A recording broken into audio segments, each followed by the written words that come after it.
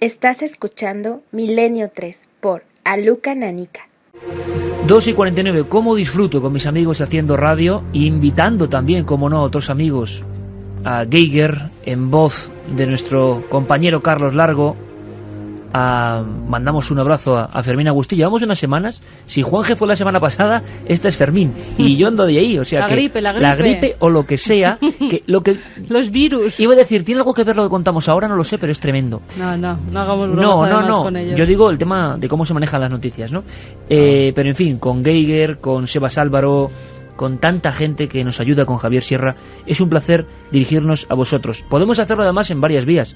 Una ya sabéis que es los domingos en Cuarto Milenio. Ya os lo adelanto, no es un programa nada apto, nada apto para mentes sensibles, porque hay imágenes que hieren la sensibilidad, y yo lo digo desde ya, no para que más gente lo vea, sino porque es verdad, porque sé que hay mucha gente joven y es difícil de soportar.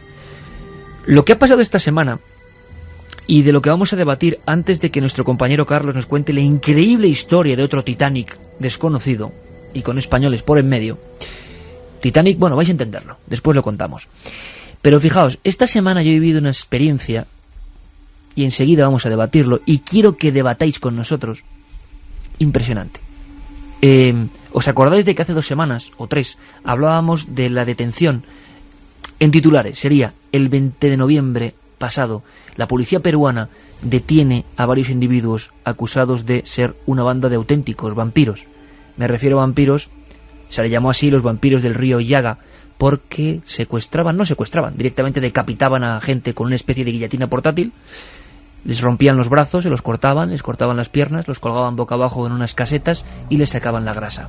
Esa grasa ha sido detectada por la policía de Lima, esa grasa se vendía a Europa y la noticia da la vuelta al mundo.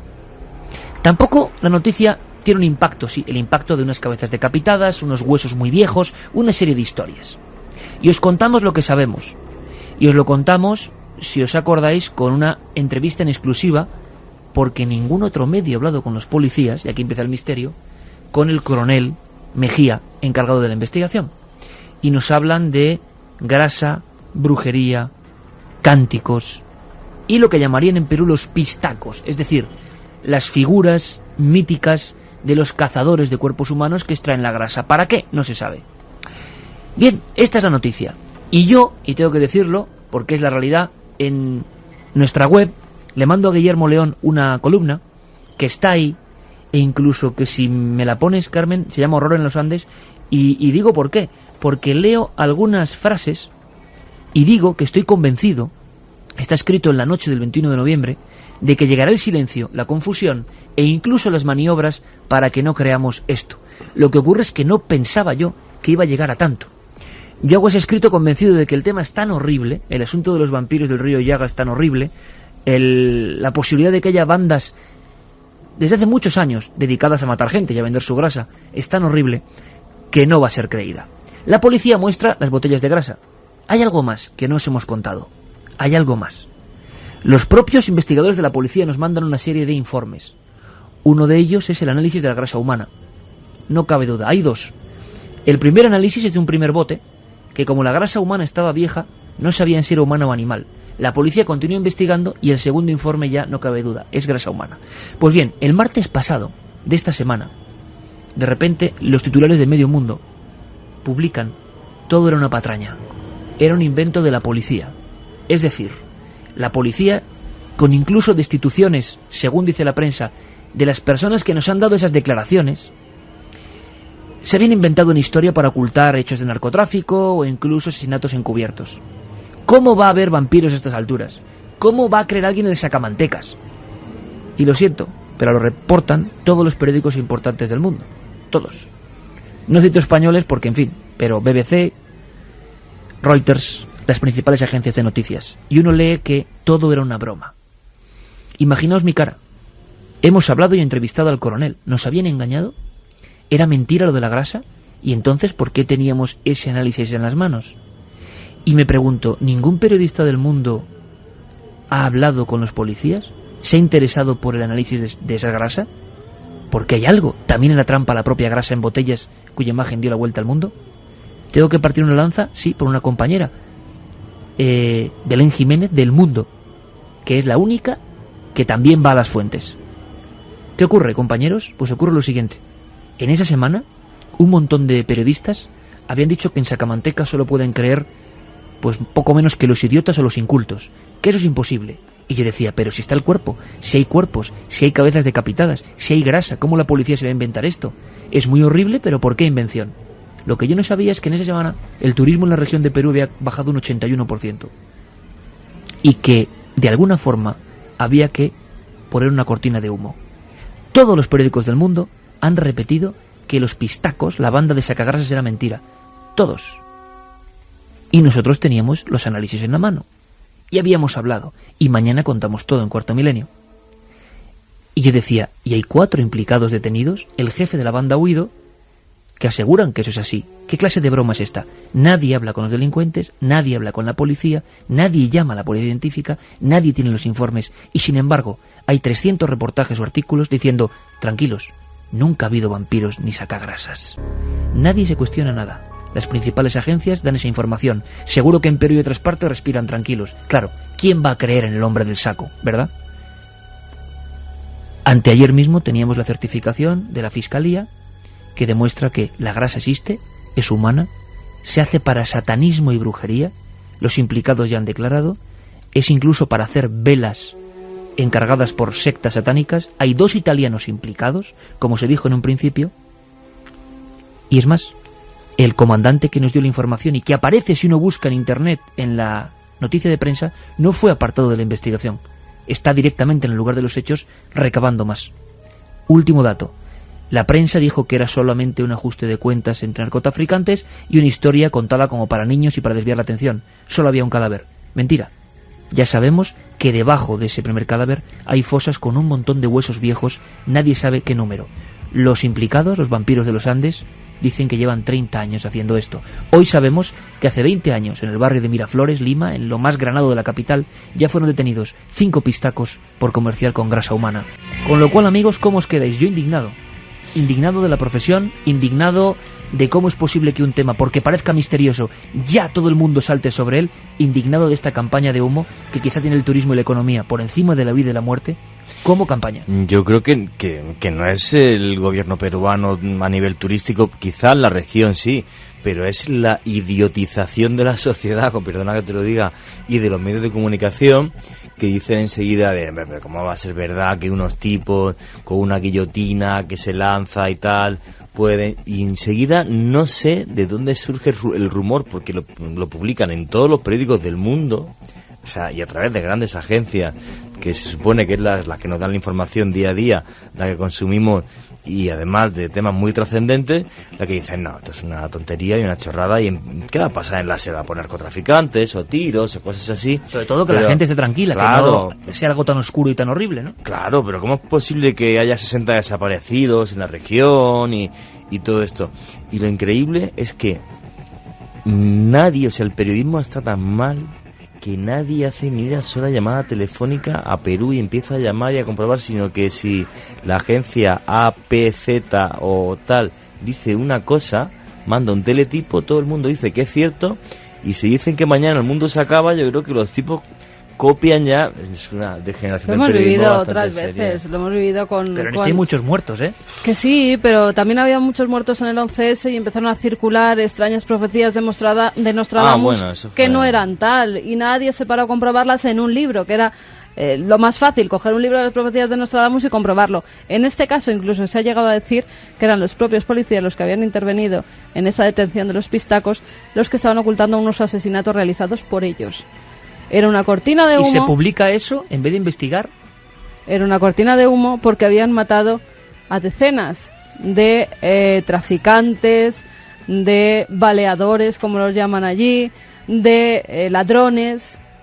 Pero claro, ellos han dicho, incluso los ministros, incluso el propio presidente ha dicho que no, que la policía en ningún momento se ha dedicado a matar a gente. Pues mañana se van a ver esos análisis únicos en el mundo, yo creo, de grasa humana extraída a cadáveres. Pero nadie ha preguntado por ello, Santi, nada, en 10 segundos, porque luego continuamos, ¿eh? ¿Cómo es posible que una noticia con entre 60 y 200 muertos desgrasados en Perú, Que no pasa nada, de cómo es misterioso no hay que creer en ello. ¿Cómo es posible que nos lo traguemos? Pues en 10 segundos. El periodismo de investigación, si no ha muerto, agoniza. Y por otra parte, el proceso lo hemos vivido en España muchas veces. Pues ahora me lo cuentas, a la vuelta. Sí.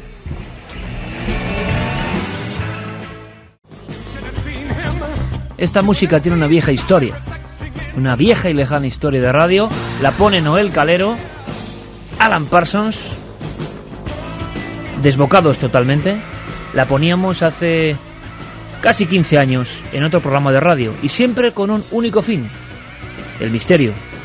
Es cierto que nuestro compañero Santiago Camacho con esta música vibraba de una forma muy especial, pero como ya estamos en una radio muy seria, no podemos volver a hacer lo que hacíamos. Y los años que no pasan en balde. Y los años que no pasan en balde. Y las camisetas heavy que he visto yo en fotos de Santi Camacho, ¿eh? Es cierto, es cierto. Todo eso y mucho más, pero es otra historia que nunca se contará en Milenio 3 detrás de esta maravillosa música.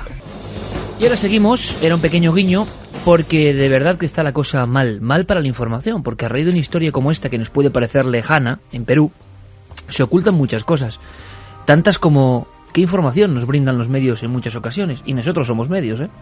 O sea que aquí para todos, pero cuando hay muertes de por medio, cuando han llegado los fiscales a la región y han encontrado, había imágenes que vais a ver mañana impresionantes en Cuarto Milenio, repito, muy duras, de algunas cabezas, una cabeza decapitada, por ejemplo, en la tierra, pero debajo aparecían huesos, y uno decía, esta víctima es muy reciente y no hace falta ser forense, tiene la carne todavía, y luego hay huesos, fémures, omóplatos muy viejos.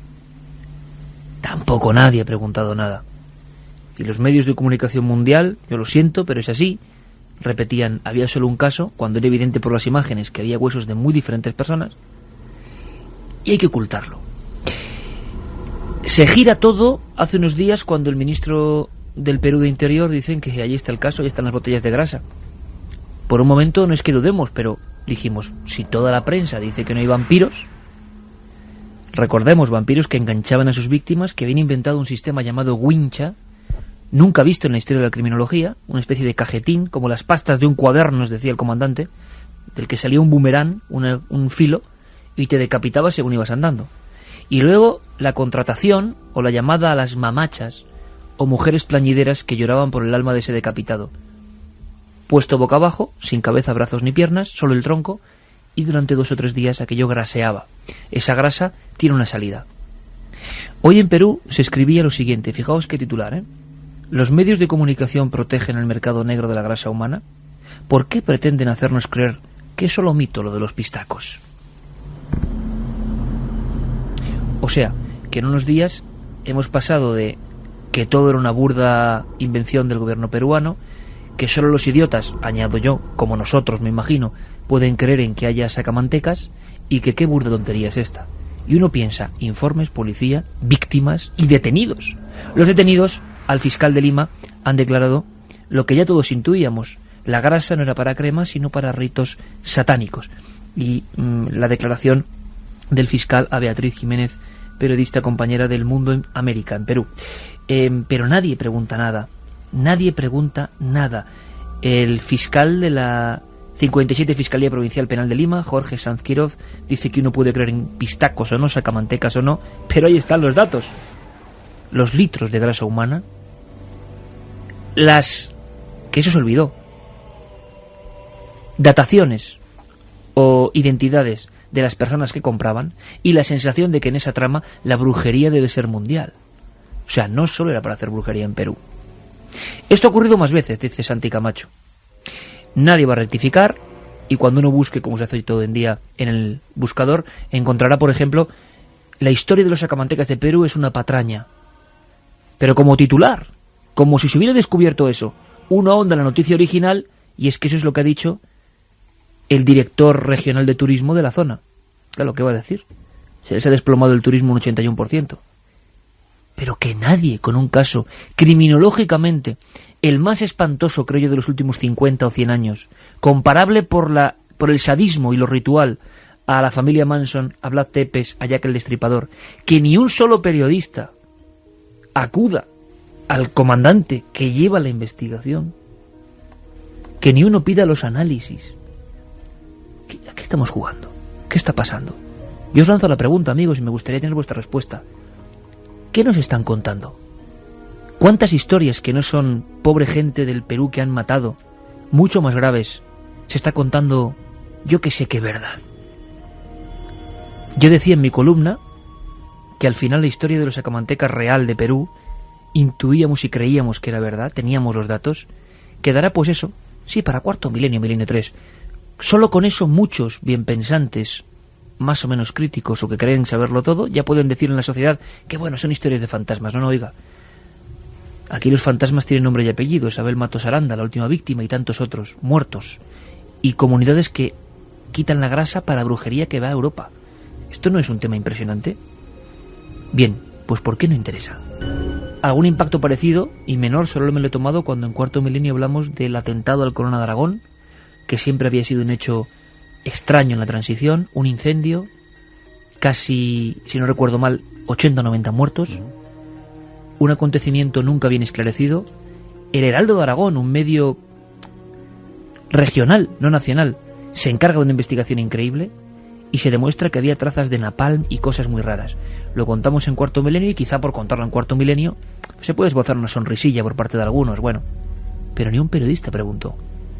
Nadie nos pidió informes, nadie dijo una sola palabra. Cuando uno habla de un castillo con fantasmas, o yo que sé, o de tantas y tantas cosas que entran en nuestro cajón desastre y nuestra concepción del periodismo, entonces sí que puede haber críticas, risitas, tonterías, pero cuando hay un caso como este tan grave, el de Perú o el de Zaragoza, nadie pregunta nada. Santi, tú decías que es la vieja historia, yo creo que no es solo del periodismo español, sino el periodismo internacional. O es la falta de medios, o es la desidia, pero no se puede coger un teléfono, como hizo Carlos Largo, y llamar directamente a la Policía Científica de Perú para que nos cuenten qué hay de verdad. No, y además es que has citado los intereses económicos, los intereses turísticos, pero hay una cosa que termina contaminando todas estas cosas, que son los intereses políticos.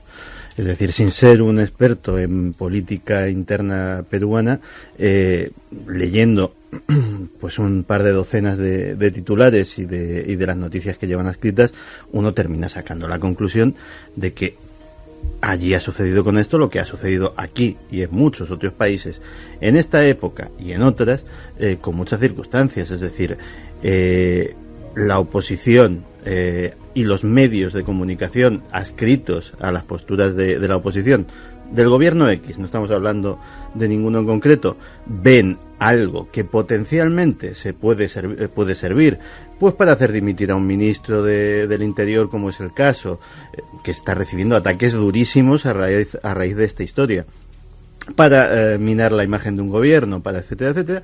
Y la verdad al final es lo que menos importa. Es decir, tú estás encasillado en tu postura, cuentas lo que toca en el guión de la línea editorial de tu medio y básicamente pues por ahí avanzamos. En cuanto a lo del mito, pues mira, hay un caso que siempre me ha fascinado y que es muy claro en ese sentido, el famoso caso de Adolfo Jesús Constanzo y Sara Alderete, los narcosatánicos de Matamoros. Si Constanzo y Alderete no cometen el error en su día de cometer sus sacrificios humanos atroces con 2 ciudadanos estadounidenses, a día de hoy estaríamos hablando del mito de los narcosatánicos, que por ahí por México se dice que los traficantes de droga sacrifican a gente, pero bueno, ¿quién se va a creer eso? Si, novelones, ¿no? Efectivamente.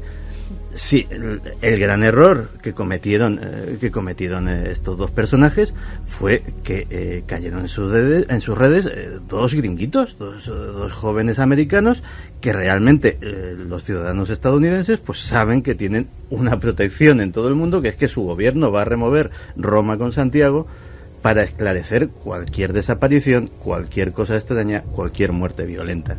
Y si no es por eso, insisto, a día de hoy sería la leyenda de los narcosatánicos, no la realidad de los narcosatánicos, ni la tremenda historia que incluso ha dado lugar a películas. Y de nuevo les pillan con las manos en la masa, porque encontraron en el caso de los narcosatánicos una gran olla que todavía contenía restos humanos, sangre, igual que en el caso de los pistacos, con esas 17 botellas, que no es ni una ni dos, son 17 botellas de grasa humana, analizadas y que en un principio... Pero en un momento dado es como si no existiese la grasa humana. O sea, la hemos visto en todo el mundo, ya, pero no existe. Hay otra cosa que yo veo incluso peor, y es que parece que estamos hablando que el hecho solamente acontece y solamente toca a una pequeña zona de Perú, que por desgracia es un país en vías de desarrollo y está tan lejos, tal, completamente falso.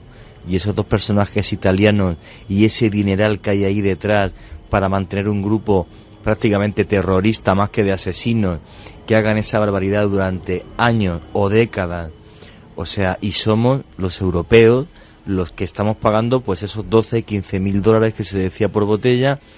Y qué personajes habrá ahí detrás. Y lo que es increíble es que ante el crimen más brutal de los últimos quizás 50 años, el que pone el dinero, la mano que realmente hace que muera esta gente de esa forma bárbara, sea europea, y los medios de comunicación aquí, cada uno en su mariposa. Aunque eso no esté demostrado, Juanje, aunque eso no esté demostrado, lo ha dicho el fiscal, pero habrá que ver si se demuestra o no, porque otra cosa, cuidado, amigos.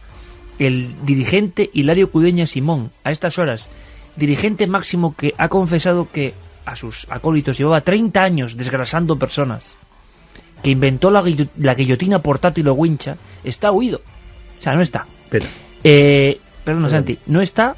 Lo de los italianos se ha dicho, pero no podemos certificarlo. Cierto. Pero sea así o no sea así, no me digáis que no es una historia para que los periodistas investiguen. No, ¿Es cierto que puede ser así? Se dice que los nombres de los italianos están bajo secreto de sumario, ¿eh? Eso es lo que se publica, lo que ha dicho el fiscal Hollywood están haciendo en las una película horas. Pero hay una cosa, estamos centrándonos en Perú porque ha ocurrido en Perú, pero que pasa en todas partes. Que yo hace poco hablaba con un médico que conoce muchos casos, y en el centro de Madrid ha habido casos muy parecidos y no se ha dicho nada, no se ha dicho absolutamente nada. Aquí ha sido brutal, aquí en nuestra capital o en cualquier ciudad de España o de Europa puede pasar 1 o 2 casos. Aquí la forma brutal es los asesinatos que se cuenta que hay huesos y huesos debajo de esa cabeza que mostraron a los medios de comunicación. Pero es que además lo realmente llamativo de toda esta situación que describías también era que los medios de comunicación internacionales, pues el Financial Times, yo qué sé, los más importantes del mundo, optan por una versión. ¿Qué tiene esa versión? Que no hay ninguna prueba que la respalde. Tenemos 4 detenidos convictos y confesos, cadáveres, pruebas de cargo forenses irrefutables, análisis, declaraciones, la palabra que digo yo que algo valdrá de los servidores de la ley, respaldando una versión. Y tenemos una segunda versión en la que como mucho tenemos a 3, 4, 5, 6 articulistas de X medios de comunicación locales y 4, 5, 6 políticos locales de esa región que dicen, no, esto es una patraña. Y una bajada impresionante del turismo. Pruebas 0 y sin embargo optamos por esta versión. Es llamativo. Es tan llamativo como que algún día, no sé, contaremos cómo ha sido esta semana, porque yo, iba a decir que he aprendido más en esta semana de lo que es el periodismo hoy y el miedo que da algunas cosas que en 5 años de carrera. Porque yo le dije al equipo que creíamos en esta historia, que ahí estaban los informes y las pruebas que dice Santi, pero no se siente, como tantas otras veces, completamente un pez a contracorriente. Es que, oiga, los 300 artículos de Reuters, BBC y 1000 medios más dicen que todo es una patraña. Y punto.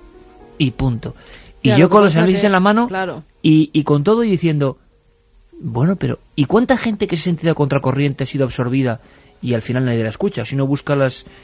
Dentro de años, pues se encontrarán con lo de que era toda una patraña. Pero es que a lo mejor no habían accedido a esos informes. Pero yo Tú creo... lo podías ver porque habías hablado con el principal investigador, el principal policía, y tenías los informes en la mano. Pero en esta era de Internet, en la que tanta gente se llena la boca, y algunos con razón y otros no, que hay más libertad que nunca, hay más opciones que nunca, tampoco nadie en Internet, pero repito, excepto esta compañía del mundo, porque es la realidad y la verdad, que va y pregunta e indaga, no hay nadie tan individual en el propio Perú, tantos blogs, tanto periodismo auténtico en blogs, y no hay nadie que se aparte de la versión oficial de que es toda una broma, que me parece increíble, y que investigue simplemente diciendo, oiga, ¿podemos ver los análisis de la grasa humana? ¿Podemos saber si en esas fosas del río Yaga hay muchos crímenes de gente ejecutada con el mismo sistema de un ritual antiquísimo? ¿Podemos saber si esto viene de mucho antes, como parece? Y ahora nos enteramos que hace 20 años en Miraflores, Lima, también había otros casos de pistacos. Carmen encontró tratados antropológicos de esa figura. No, queda mejor reírse cuando está muriendo gente. Pero es que yo pienso una cosa que aquí está muy clara. O sea, la noticia se la cargan tan fácilmente, en un principio por intereses económicos, está claro, por el líder regional que lleva el turismo, porque dentro de la noticia, aunque el trasfondo sea criminológico y realmente brutal, aparece la palabra magia, aparece la palabra misterio, aparece la palabra antiguo, inca, o sea, todo eso, y es de, pues ya, esto es una mala tontería. Imagen. Claro, magia, tal no sé qué, no, narcotraficante. Sí, esto solo pasaba antes. ¿Cómo? Es imposible. Que no, que en todos los países lo hemos tenido. Revolverse ante lo ancestral porque da mala imagen. Sacamantecas, que es que tenemos informes de sacamantecas que fueron pillados, que fueron incluso el hombre del saco, que se ha visto siempre como un personaje con el que nos meten miedo de niños, y resulta que son personajes reales, que todavía mucha gente no sabe que esos personajes son reales y que los hemos tenido aquí. A mí algún crítico de televisión, no sé cuándo, se reía de cuando hice una presentación sobre el hombre del saco. Jaja, el hombre del saco. Y dices, pero ¿te crees que estoy hablando del hombre del saco en el que tú te imaginas? No, estoy hablando de informes criminológicos y del juzgado con nombres y apellidos de gente que transportaba en saco. Pero que es increíble, en fin. Así nos encontramos. Yo no sé qué opina la gente, Carmen. Antes de tomar un barco, bueno, tomarlo no porque es terrible su final, pero antes de saber la historia de un barco, el Sirio, ¿qué dice la gente? Bueno, mira, te voy a decir una cosa. Ya nos habían llegado mensajes antes del programa diciendo que rectificáramos la información que habíamos emitido sobre los pistacos porque éramos unos mentirosos, porque se había demostrado que nosotros mentíamos. Bueno, pues ahí tienen la información y mañana en Cuarto Milenio, 12 menos cuarto más o menos, podrán ver los informes. Por cierto, único medio que ha entrevistado a los dirigentes de esa investigación, que hemos oído su voz, que le hemos preguntado. Podemos ver los informes y alguna cosita más. Nos dicen, soy Edu de Móstoles, gracias por contarnos la verdad y abrirnos los ojos, gracias de verdad, felicidades por el programa. Igual pasa aquí con la gripe A, hay más muertes de las que dice el gobierno simplemente para no asustar a los turistas, es vergonzoso que el gobierno no se moje.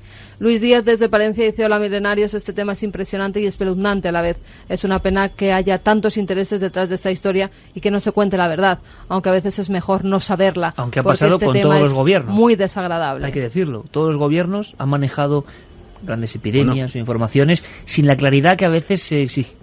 En fin, tendremos Pero derecho vamos a ver, ¿no? Si no nos hablan claramente de los ovnis, que son objetos volantes no identificados, ¿qué van a decir de algo que es tangible, que estamos viendo y que está en los hospitales? Ahora entenderás, Iker, historias que te he contado en tiempos, como por ejemplo la de un hombre con el que tuve el honor de intercambiar unos cuantos emails en su día, que es el periodista Gary Webb.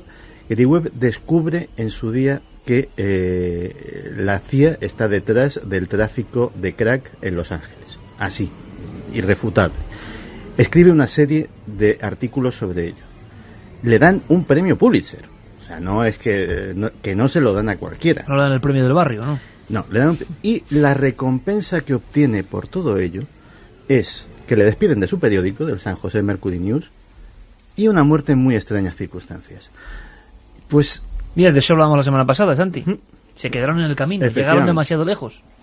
Pues entonces, llegados a ese punto... mucho miedo, sí, sí lo da. De todas formas, pienso que estamos dentro de una corriente de idiotización de la sociedad provocada por los medios y por la sociedad en sí. Porque, por ejemplo, esta semana ha sido el aniversario de una de las cosas más terribles que han sucedido también en las últimas décadas, que fue Bhopal. La catástrofe de Bhopal, esta semana ha sido, no recuerdo exactamente... 25 años, sí. Pero algunos medios sí han hablado, años, pero muy poquito. Pero es que, Iker, o sea, lo que queda en Bhopal... bueno, claro. Miles de Chernobyl. personas, o sea, efectivamente, miles de personas afectadas por aquella multinacional norteamericana que tenía allí una fábrica de pesticidas, que están muriendo de cáncer, niños, y nadie hace nada. Y pasan la noticia del 25 aniversario de lo de Bhopal...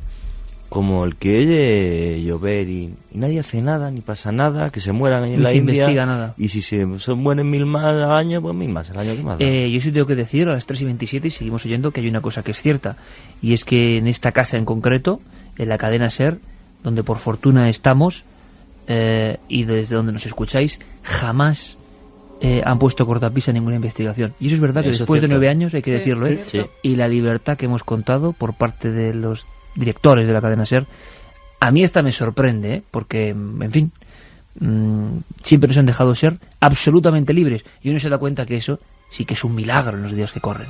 Javier Pérez nos dice, a los que ahora estamos estudiando periodismo nos dicen algo que me parece muy cierto. La sobreinformación es también una forma de desinformación. Sí, señor, qué buen mensaje que bien contado, sobreinformación, en el sentido de que hay tanto que ya nadie sabe que es verdad y que es mentira, que eso lo llevamos advirtiendo hace mucho tiempo. Víctor Minaya decía, suponen que los pistacos utilizan la grasa para refinar ingredientes de brujería y como un potente combustible. Ana de Mallorca, como decía Expediente X, la verdad está ahí fuera, y yo digo, y hay alguien que la esconde. No solo en noticias y en el campo de la investigación científica, se eliminan los pacientes indeseables, se publican los estudios cuyos resultados no interesan. Me imagino que en todos los campos se oculta información. La gente solo le interesa lo que dice personajes del corazón, nos dicen, así que son muy vehementes ellos. Que si dijeran esos la noticia, pues que entonces Harían caso.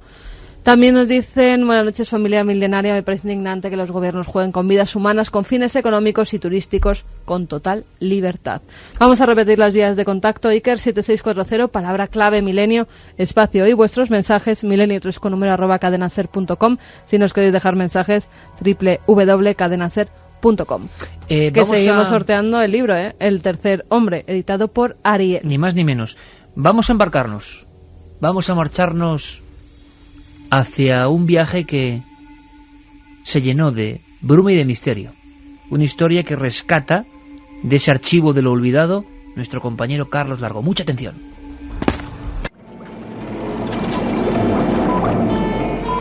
Desde hace siglos España ha sido protagonista de innumerables tragedias marinas que se han cobrado la vida de cientos y miles de personas.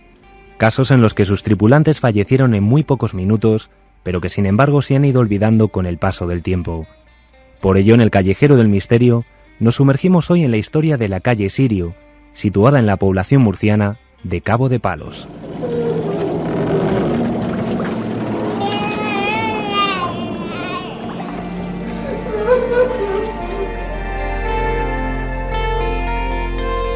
Llantos como estos se pudieron escuchar la fatídica tarde del mes de agosto de 1906, frente a las costas del pueblo marítimo de Cabo de Palos. El gran transatlántico sirio que realizaba la ruta entre la ciudad italiana de Génova y la argentina de Buenos Aires encallaba en el Bajo de las Hormigas, una gran formación rocosa contra la que el barco había colisionado, desencadenando su inmediato hundimiento. Así nos lo contaba el historiador y arqueólogo Luis Miguel Pérez Adán. Era un barco que regularmente hacía ese trayecto y recogía pasajeros en distintas escalas de España y luego pues llegaba ya a Brasil y de allí pues recalaba en su destino final. Bueno, o sea, era un barco que hacía, antes de hundirse, llegó a realizar hasta 135 viajes. Y el barco pues increíblemente se acercó peligrosamente a las costas de Cabo de Palos, en un lugar que es conocido como el Bajo de Fuera. Era una roca que era conocida en las cartas náuticas, pero que en ese momento el que mandaba el sirio pues no supo apreciar el peligro que corría el barco y a una velocidad de 15 nudos pues se estalló o se llegó a colisionar con esa roca y se abrió por dentro, produciéndose pues el embarrancamiento del barco. Tras el impacto, el pánico se fue apoderando poco a poco de los pasajeros del sirio. Se cuenta que hubo gritos de desesperación y que incluso se llegaron a utilizar armas de fuego. Una triste tragedia con casi unos 400 fallecidos que se podría haber evitado con la correcta actitud del capitán del barco y de todos sus oficiales. Hay que tener en cuenta también en las condiciones en las que iba el barco. El barco llevaba su primera clase, su segunda clase y luego llevaba un número indeterminado de personas que de una manera no legal viajaban en el barco para su transporte hacia su nueva vida en América. Entonces, toda esa gente que se encontraba en ese momento en las bodegas creyó que el barco se iba a hundir de una manera inmediata y cundió el pánico, y unido a la falta de la autoridad del capitán Giuseppe Piccone, pues y de su oficialidad, que se encargaron más en salvar su propia vida, abandonando ellos los primeros el barco y dejando desamparada a todas esas cientos de personas que estaban, pues se provocó eso que acabo de decir, el pánico, el arrebato. Desde sus primeros días, la prensa de la época comenzó a hacerse eco del suceso. La catástrofe de Cartagena, titulaban algunos periódicos. Y es que, sin duda alguna, la tragedia del Sirio ha seguido teniendo una enorme repercusión posterior, sobre todo por sus curiosas casualidades con la tragedia del Titanic. Hay que tener en cuenta que hay muchas similitudes, salvando las distancias, que nos encontramos en verano y en el Mediterráneo, pero sí es curioso comprobar cómo, por ejemplo, el capitán estaba realizando su última travesía porque estaba muy pronto a jubilarse. Hay un misterio también que ocurre con la caja fuerte. Era un barco correo, había muchas personas que llevaban toda su fortuna hacia América, y esas joyas, ese dinero se depositaba en la caja. La caja fue rescatada después de varios días del naufragio y estaba totalmente cerrada, sin haber sido forzada, pero en su interior no había nada, ¿no? Esto también explica que la historia de este naufragio es la historia también de un saqueo, de un robo continuado a lo largo de varios días, incluso en el propio momento de producirse la tragedia. Y el hecho de colisionar contra un objeto en la mar, en el caso del Titanic fue un iceberg, pero aquí fue una inmensa mole de roca, pues hace que muchas personas a lo largo de los años hayan identificado la tragedia del Sirio como el Titanic del Mediterráneo. Pero no acaban aquí las dudas sobre el Sirio. Una vez más, antes y después de que se produjese el incidente, los testimonios de algunos de sus pasajeros lo convirtieron en un enigmático misterio. En el barco viajaba una de las pasajeras más famosas, era la Tiplé Lola Millanes, que era una conocida cantante de zarzuela y de ópera que se trasladaba a América a hacer su gira, y que antes de salir de Madrid, pues a sus hermanos les vaticinó un poco que tenía miedo de hacer ese viaje porque tenía malas sensaciones. También hay casos curiosos, como la familia Serafín, una familia italiana que viajaba junto a sus 10 hijos y perecieron todos al completo.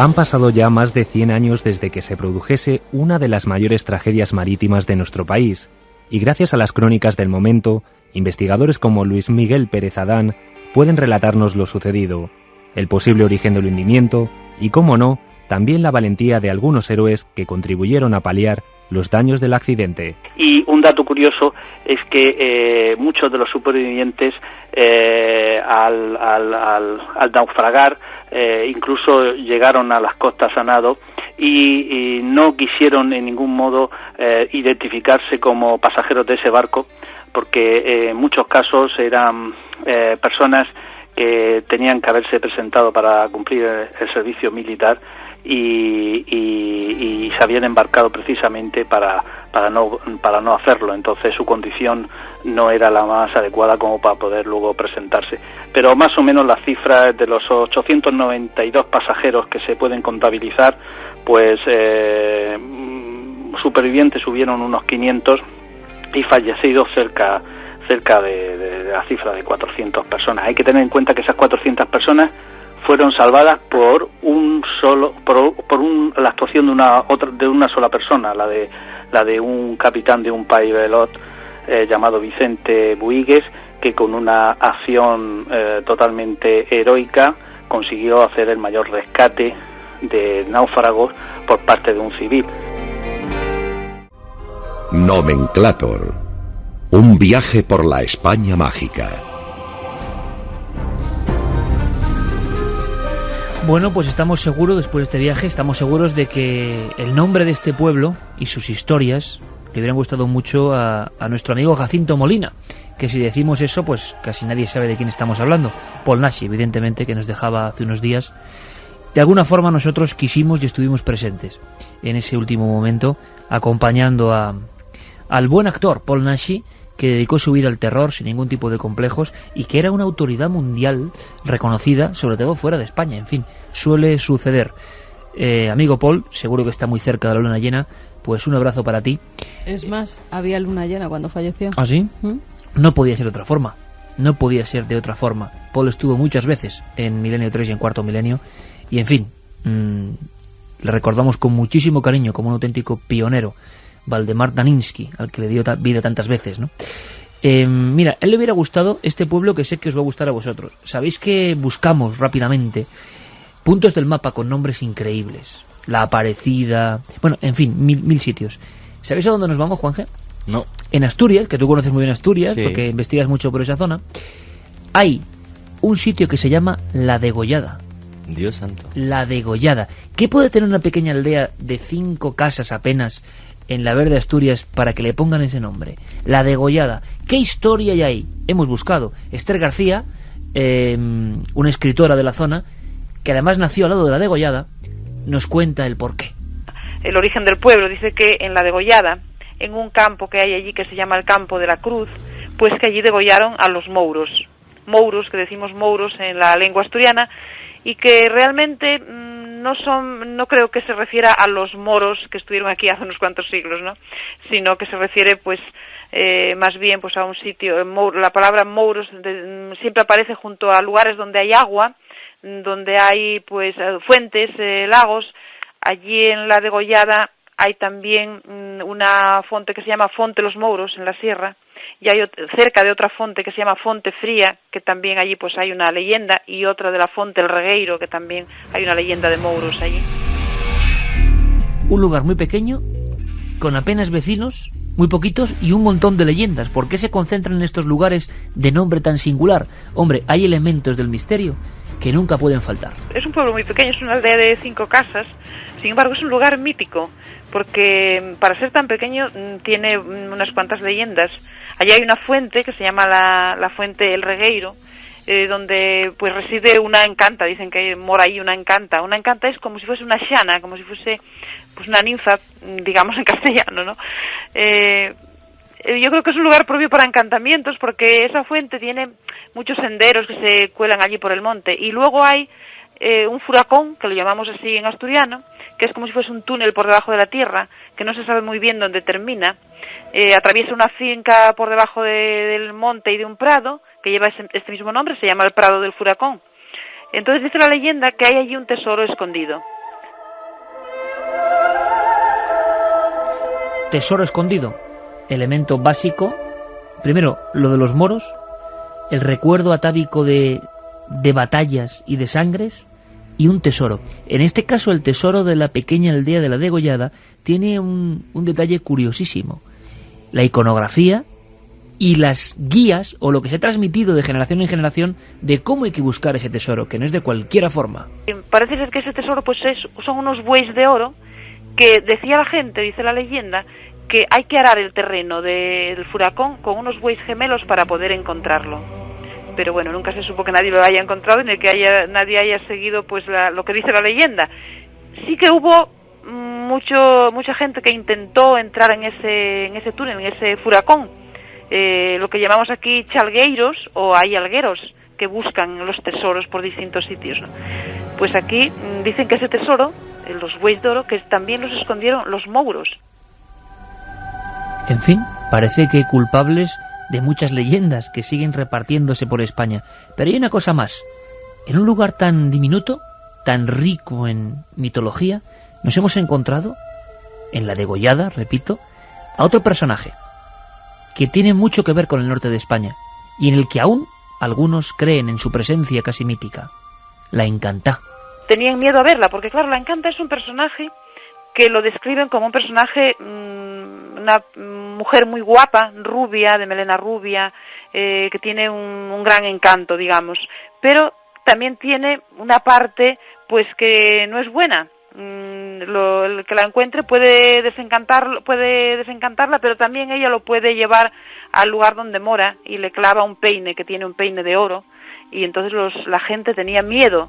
Y cuenta también la gente que veían muchas veces pues bogadas de ropa, decimos allí, tendales de ropa, tendederos de ropa, de la que ellas lavaban en los montes de los alrededores. Entonces la gente del lugar pues cree en las encantas, eso, como mujeres hermosas, pero sin embargo también que, bueno, pues que tienen un punto de maldad. En fin, Juanje, que menos mal que en la España auténtica nos siguen quedando leyendas, historias, a las que si no fuera por gente como Esther García y otros cronistas que vamos investigando, nos van enseñando sus historias, esto se pierde sin remisión. Pues la verdad que sí, es una pena, ¿eh? Y además, a la Casero de Asturias, desde aquí le mando un abrazo muy fuerte a Alberto Pérez Peña, que posiblemente es la persona que más libros ha publicado y más ha recopilado sobre lo que es la Asturias mágica de leyenda, que es la verdad que es una provincia y una región de España a la que yo adoro. Oye, Carmen, una cosa importante. Esto te interesa, Santi. Se acabo de decir, claro, uno ya no sabe lo que es, lo que no es, pero que pasa algo con el manuscrito Voynich, ese manuscrito con plantas y elementos tan raros, y que siempre se ha hablado de un códice antiguo dentro de él. Pues el titular dice el manuscrito Voynich posiblemente decodificado. Yo creo que es mucho decir para luego lo que está dentro de la noticia. Ese manuscrito al que hacía referencia Iker, que tiene esos símbolos extraños, esos dibujos. Y plantas que no existen, por ejemplo. Bueno, pues llamado así por el coleccionista Wilfred Voynich, es el que lo muestra el primero en 1912. Es un código que por el momento dicen que nadie ha podido descifrar. Y eso que en tiempos de la Segunda Guerra Mundial utilizaron a muchos criptógrafos para intentar dar una solución a ese libro. Nada de nada. Pero nada. También las supercomputadoras se han puesto a analizarlo y de nuevo nada. Se decía que este libro podía ser que había sido escrito o por Roger Bacon o por John Dee, o incluso que era el Necronomicon del que hablaba Lovecraft. Bueno, ya una mezcolanza, vamos, en fin. También no sé qué falta, se decía que había una sido copia en negativo de la Sábana Santa o algo bueno, así. Sí, o el Don Balón de hace 2 siglos también. Que había sido un fraude hecho por el mismo Voynich, con el que se había reído de todo el mundo. Pues bueno, ahora Edith Sherwood, una académica experta en el trabajo de Leonardo da Vinci, lleva 10 años estudiando el manuscrito Voynich y dice que cree haberlo decodificado. ¿Y qué dice esta buena señora? Pues dice que no hay que descifrarlo como un texto en inglés, sino que habría que descifrarlo como un texto en bable. Escrito en italiano, pero un italiano medieval similar al toscano, y que las palabras no son... En fin, un lío, déjalo. Bueno, porque, en fin, espera, que las palabras son anagramas. Es que ya. es tela, para descifrar también la noticia de la marinera. O sea, la señora se ha vuelto tarumba. Y que se puede llegar a una interpretación bastante razonable del contenido del manuscrito, que puede ser una suerte de atlas de biología. A esa conclusión ha llegado. Pues que listo, la misma que han dicho mucha gente claro, al ver las plantas, ¿no? Claro, al ver las plantas que aparecen. Pues ha y dicho todo. eso y que está en italiano. Hombre, en vez de en inglés. Pero no se olvide una cosa, si alguien busca manuscrito Voynich, decodificado, ¿eh? Y se quedará así para el resto del mundo. Te digo una cosa. Como titular, la Sábana Santa me pego falsa. 10 años investigando un libro y lo decodifico ya, aunque sea de alcoholismo o de hablando depresión. No sé hablando cómo de Sábana Santa, ya hay un follón tremendo. A ver qué opinéis. Vamos rápidamente con Nacho Ares, y es que la noticia principal de la historia es la polémica sobre las letras en la Sábana Santa. Ya hay gente a favor y en contra de este último libro que habla de letras. Lo escuchamos y volvemos. Avanzando el revuelo de controversias que seguramente aparecerá la próxima primavera con la nueva ostensión de la Sábana Santa en Turín, Bárbara Freil, investigadora de los archivos secretos del Vaticano, cree haber dado con el certificado de enterramiento de Jesús de Nazaret, grabado sobre la propia síndone. Escuchamos a Jorge Manuel Rodríguez Almenar, presidente del Centro Español de Sindonología. Bueno, lo primero que hay que decir es que la doctora Bárbara Freil tiene un currículum interesante, porque es una persona que ha estado estudiando directamente en los archivos del Archivo Privado Vaticano. Ahora bien, lo que pasa es que ha publicado últimamente un libro que se dirige directamente a hablar de la Sábana Santa, y entonces dice una cosa que no es nuevo. Es decir, esto, la primera vez que se mencionó que había unas letras en la síndone, pues fue en 1978 por el profesor Piero Ugolotti. Y después de esto, pues se han presentado en varios congresos varias confirmaciones al respecto. Pero que yo sepa no añade nada nuevo, simplemente recoge una investigación anterior y las confirmaciones que en distintos congresos se han dado. Otros expertos creen que los textos grabados alrededor del rostro de Jesús son en realidad fruto del contacto con relicarios o vasos que hace siglos fueron envueltos por la polémica sábana. Lo que habría que hacer es una nueva investigación directa sobre la sábana santa. Quiero decir, vamos a ver, en la sábana santa hay cosas que son seguras, otras que son posibles y otras que son probables.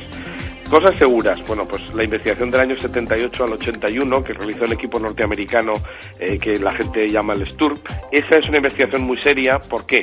Porque ha dado lugar a casi 30 publicaciones en revistas científicas internacionales que pasan los correspondientes filtros y que no es una publicación hecha en un libro de divulgación ni nada de esto, ¿no? Luego que hay un señor que diga que ha hecho una cosa que se parece y no sé qué y que dice que ha representado la Sábana Santa, no, mire, esto si usted quiere ser serio, publica en una revista científica, presente a academias científicas los resultados y luego ya veremos. Recordemos que aunque desde 1988, gracias a los análisis de carbono 14, la reliquia es una supuesta falsificación medieval, la sábana será expuesta de nuevo al público la próxima primavera de 2010. El celo de los egipcios por recuperar su patrimonio ha llegado a extremos insospechados. La retención en la aduana de Miami de un sarcófago de la dinastía 21 ha levantado la polémica sobre las leyes y el valor que se quiere dar a estas piezas. Nos cuenta el caso el propio comerciante español implicado, Félix Cervera, gerente de la galería que lleva su nombre. Se vendió a un cliente de Estados Unidos, entonces se pidió al Estado español el permiso de exportación. La pieza, como estaba bien documentada, pues salió perfectamente con todos los papeles necesarios para la exportación. Y en Miami, pues quizá por poca experiencia en cuanto a recepción de piezas similares, ellos lo que hicieron es remitirlo al gobierno egipcio, y el gobierno egipcio pues tenía todo el tema publicidad le encanta, atribuyó el sarcófago a un personaje que no es cierto, según los estudios posteriores que se han hecho, pero era una forma de publicitarlo y de manera de resaltar pues el trabajo que está haciendo todo el gobierno egipcio en la recuperación de estas piezas. Egipto se agarra a sus propias leyes de finales del siglo XIX, contraviniendo los acuerdos con la UNESCO que el propio país firmó y que concedía la validez de las ventas realizadas siempre por los propios egipcios hasta la década de 1970. Aquí no hay denuncias ni Egipto contra nadie ni yo contra nadie, sino nos estamos enfrentando Egipto contra el sarcófago y yo contra el sarcófago para ver de dónde procede. Egipto no creo que lo reivindique, puesto que sale más caro de lo que tiene que ser. Me temo mucho que tendré que donarla al gobierno de Estados Unidos. Aunque ha pasado más de un año desde que comenzó el envite, en septiembre de 2008 todavía no se ha encontrado una solución que satisfaga a este problema de $20.000. Al igual que otras culturas del mundo antiguo, los griegos orientaron sus templos al sol. Así lo cree Alun Salt de la Universidad de Leicester, quien después de estudiar la orientación de los templos griegos en Sicilia, de los 41 monumentos estudiados, 40 estaban alineados con el sol. Como parece lógico, no es un hecho casual. Esta teoría va en contra de la idea tradicional que hasta entonces se tenía de los templos helenos. Y alegría, un poco de alegría para terminar este programa después de noticias, algunas de ellas como lo de los pistacos tan duras. Bueno, mañana, quien quiera ver esa investigación, que no se lo pierda en Cuarto Milenio, Iker, hacia las 12 menos cuarto, ese y muchos temas más de los que hablaremos. Quiero acabar con una noticia. Londres, que ya no tiene pasta, que ha cerrado el departamento que investigaba los fenómenos OVNI. Yo pensé que llevaba pues fíjate si ya... tienen que cerrar cosas, ¿eh? Sí, solo... Decía que en los últimos meses solo había 135 casos. ¿Que para eso van a estar pagando 60.000 euros? Pues que no. Que se lo gasten en, no sé, el servicio de limusinas del subintendente del alcalde. Que estará mejor gastado. Les daba para cuadernos y rotuladores carioca, para hacer los croquis. Pues mira, que han chapado. Que ya no se estudian los ovnis en Inglaterra, así que... Si los ingleses ven algo, que nos escriban, que lo investigaremos. Vamos con algunos de los mensajes que nos llegaban para terminar, Iker. Nos decían, política, turismo, intereses, la falsa libertad de la que creemos gozar, todo es un engaño. Gracias por dar nombre a lo que la mayoría llama verdad. Yo iba alucinado con esto que estaba pasando en Perú y la contrainformación, y me decía Santi simplemente con una cara de tremenda resignación, pero me impresionó, estábamos todo el equipo comiendo el miércoles, yo todo emocionado contándoles que es verdad, pero todos dicen que es mentira. Y me dice Santi simplemente, bienvenido a mi mundo. Nos dice también de qué os extrañáis, ¿no habéis visto lo que ha pasado con el padre al que han acusado de violación y la prensa lo ha linchado públicamente? Pues sí, metedura de pata médica. Una pedanía en Murcia se llamó Llano de Brujas, no sé muy bien por el porqué de su nombre, pero me ha entrado la curiosidad. Un saludo desde Murcia, nos decía Raúl. También Carmen decía que nuestro homenaje a Paul, allá donde te encuentres, seguirás en nuestros corazones y asustando a nuevas generaciones. ¿De verdad hay que matar para obtener grasa humana cuando la gente paga cientos de euros por liposucciones? ¿Qué hacen con toda esa grasa? Nos lo preguntaba Patricia desde Málaga. Ya lo contó el doctor Cabrera. Una cosa es poner bajo los cirios de iglesia un cadáver y extraer el ácido graso, que las células grasas que se quiten en la liposucción. No tiene nada que ver una cosa con la otra, aunque todo el mundo ha repetido lo contrario. Vanessa nos dice: todo mito tiene siempre una base real. La manipulación de la información es un hecho. Solo nos llega la información que se quiere que nos llegue y eso no es nuevo. También desde Miranda de Ebro, Sergio decía que es increíble lo fácil que es manipular la información. Gracias por seguir haciendo este verdadero periodismo de investigación. Bueno, y con nuestros errores, que nos equivocamos muchas veces también, como todo el mundo, ¿no, Santi? No vamos a ir aquí nosotros de héroes. Somos y los humanos, demás, claro, son lo que sí nos pues claro, como pasa, todos hemos metido la gamba. Claro, pero ¿qué ocurre? Que nosotros nos sorprendemos cuando vemos que la actitud, más que los datos concretos, la actitud, ¿no? Es que una cosa es equivocarse y otra mentir. El matiz es importante, ¿eh? Sí, siempre ahí poniendo. Pero cuando uno se equivoca no te importa rectificar y decir, oye, metí la pata y ya está. Está lapidario, Santi, últimamente, un poco a lo Einstein, ¿eh? Estábamos. Cada frase que dices que no puedes añadir nada más. Hola, en un reportaje de terremotos de México vi que bajo las toneladas de escombros de un hospital y tras 3 días 2 recién nacidos estaban vivos. Los demás pacientes habían muerto.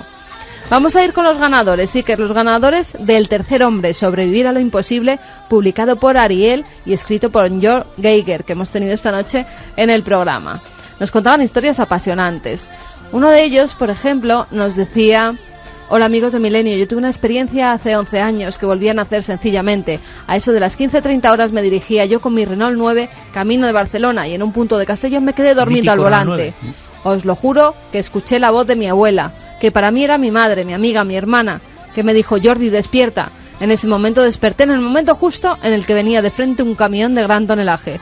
Giré el volante y milagrosamente me quedé en sentido contrario al que viajaba. Eso sí, me quedé blanco como la leche, pero estaba claro que no era mi hora de partir. Gracias a mi abuela. Soy Jordi, desde Valencia.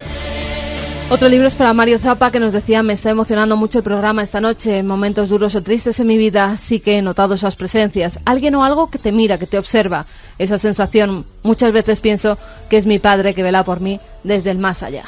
Y el último de los mensajes nos decía: una vez comiendo en un jardín de casa de mi hermana, otra hermana suya de 3 años cayó a la piscina de casa. No la vimos y la sacó una mujer que no conocíamos y que no vimos ni entrar ni salir. En fin, la sensación, Juanje, Santi y Carmen, de que todos hemos nacido una segunda vez, seguro, y que solamente por eso, sea cual sea el fenómeno, hay que dar gracias, ¿no? Y reconocer y darse cuenta de la maravilla que es seguir adelante cuando nos han dado esa oportunidad. ¿Qué pensáis? Hombre, yo pienso que es fundamental el poder y saber revivir de vez en cuando, y no solo eso, sino dar gracias a lo que haya por encima de nosotros, que no sé qué es. Pero el dar gracias y decir, si revivo, sobrevivo, si no me mate aquel día, que sea por algo.